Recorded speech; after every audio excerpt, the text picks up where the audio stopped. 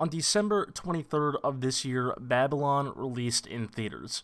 It is the fourth film directed by 37-year-old Damien Chazelle, and I think it's fair to say that this film has audiences the most split out of his four films. I personally loved it, but I've seen a good amount of criticism and dislike for this movie. But after having seen it, I've been thinking, is it too early to call Damien Chazelle an all-time great? Yes, he's young and he's only had four films, but he has no doubt made an impact in the film industry. And to decide whether he is or not, we have to look at all four films he's done so far. Starting off with his director debut, we have arguably his best film, Whiplash. It was an absolutely amazing movie with a perfect, brutal script and great cinematography. The editing is also phenomenal and goes with the rhythm of the music really well. We have great performances and an all-time great movie villain in Terrence Fletcher. Whiplash was nominated for 5 Oscars and won 3: Best Sound Mixing, Best Editing, and J.K. Simmons as Best Supporting Actor. Nominations that did not win include Best Picture and Best Screenplay, and a strong argument can be made that Whiplash deserves them. The film also had a phenomenal ending, which I think Damien Chazelle always does really well with his films. Whiplash will definitely always be known as one of the best director debuts of all time. 2 years later, his second film, La La Land, was released. La La Land was Damien Chazelle's passion film. He wanted to make it for a long time, and establishing himself in Hollywood with Whiplash allowed him to finally make it. An absolutely phenomenal musical with stunning cinematography. This film was a big box office success, bringing in $471 million. La La Land also got nominated for 14 Oscars, tying Titanic and All About Eve for the most nominations in Oscars history. Out of the 14 nominated, La La Land won 6 of them.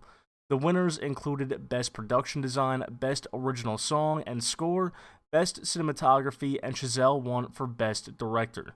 With his first 2 films, Chazelle already had one of the best musical films ever, and straight up one of the best films ever. In 2018, his third movie, First Man, was released.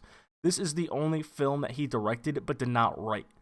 This movie definitely doesn't get talked about as much as the first 2, and I can agree it's not as good, but it's still a very good biopic that tells the story of Neil Armstrong and his contributions to space exploration. It still did receive 4 nominations, and it won 1 of them, for Best Visual Effects. And now, his latest film, Babylon. Most people I know, including myself, loved this film, but as I stated before, I have seen a good amount of negative reviews. It did flop in the box office compared to his last 3 films, and there's some good reasons behind it. The marketing was definitely really bad for this movie. So many casual movie fans who may not know the director by name probably wouldn't know about the movie or have cared to see it. Of course, it's also 3 hours long, which makes it harder to sell. Some people just don't want to sit in a theater for that long. And it also released around the same time as Avatar, a big blockbuster movie that's been in the making for over a decade. For me, this film was fun, chaotic, and also has some really good deep moments. It was a good story about the transition and progression of film and the dark reality of Hollywood. Of course, the nominations haven't come out for 2022 film releases, but if there's one category that's an absolute lock for a nomination, it's Best Score. The music for this movie was absolutely incredible, and I do think it deserves a few more nominations.